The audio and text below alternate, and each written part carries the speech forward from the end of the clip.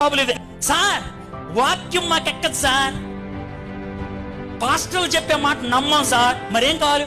అద్భుతాలు కావాలి. అద్భుతాలు. కర్చీఫ్ ఎవడని వేసుకొస్తే ఆడ వెనకాల వెళ్ళిపోతాం, మట్టి ఎవడని వేసుకొస్తే ఆడ వెనకాల వెళ్ళిపోతాం, మీద బూడిదేసుకుంటే కనుక ఆడ వెనక అద్భుతం కావాలి మాకు. అద్భుతం అద్భుతం. ఎక్కడ ఈడు కూడా అదే మాట అన్నాడు. నేనేం కల్పించట్లా, చూడు ఉన్నది ఉన్నట్లుగా 30వ వచనం.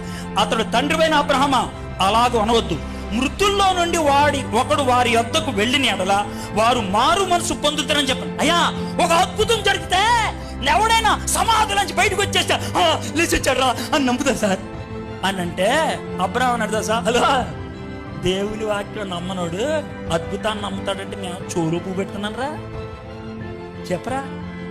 అద్భుతం గ్యారంటీయా? వాక్యం గ్యారంటీయా? హలో, అబద్ధం ఆడదా? నీ మనసులో ఏముందో చెప్పు నాకు. ఏం కోరుకుంటున్నావు? వాక్యాన్ని కాదు.